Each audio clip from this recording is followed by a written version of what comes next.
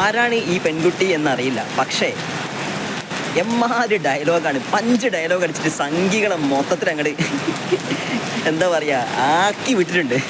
നിങ്ങളൊന്ന് കേട്ടോക്കേ. പൊളി എന്നൊക്കെ പറഞ്ഞ പൊളി. ഇങ്ങനത്തെ ആൾക്കാരൊക്കെയാണ് നമുക്ക് മുൻനിരയിൽ വേണ്ടത്. ഇത് ആരാ ആളെന്ന് പറഞ്ഞെങ്കിൽ ടാഗ് ചെയ്യണേ, എനിക്ക് അറിയാത്തോണ്ടാണ്. വിദ്യാർത്ഥികൾ ഇത്രയും മനോഹരമായി സംഘടിച്ച് ജനാധിപത്യപരമായി സമാധാനപരമായി സംഘടിച്ച് പ്രതിഷേധിച്ചപ്പോൾ അവർ ആദ്യം പറഞ്ഞത് നമ്മൾ ദേശദ്രോഹികളാണെന്നാണ്. രണ്ടാമത് അവർ നമ്മൾ വിളിച്ചത് തീവ്രവാദികളെന്നാണ്.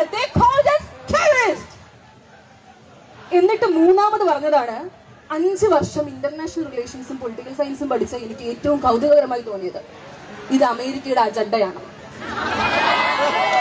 അല്ല സുഹൃത്തെ, ഒരു കാര്യം ചോദിക്കട്ടെ, അമേരിക്ക എത്ര ബാരല്, എത്ര ലിറ്റർ, എത്ര പൗണ്ടിന് എവിടെ നിന്ന് വാങ്ങണമെന്ന് എഴുതി കൊടുത്താല് അത് ഇമ്പോസിഷൻ പോലെ എഴുതുന്ന ഒരു ഗവൺമെന്റിനെയാണ്.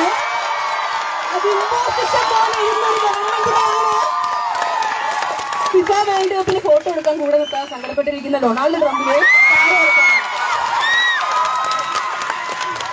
എന്റെ പൊന്നു സുഹൃത്തെ, വല്ലപ്പോഴും കുറച്ച് ആ വാട്സപ്പിൽ നിന്ന് ഇറങ്ങിയിട്ട് 2 അക്ഷരം ബുക്ക് നോക്കി വായിക്കണം.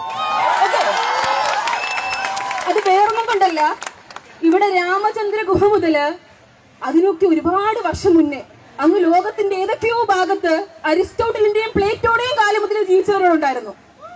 അവരൊക്കെ രാഷ്ട്രീയത്തിനെ കുറിച്ചിട്ട് പറഞ്ഞ കാഴ്ചപ്പാടുകൾ ഉണ്ടായിരുന്നു. അല്ലാതെ ദയവ് ചെയ്ത് അസുഖം വരുമ്പോഴല്ലാതെ ക്യാപ്സ്യൂൾ കഴിക്കരുത് പ്ലീസ്.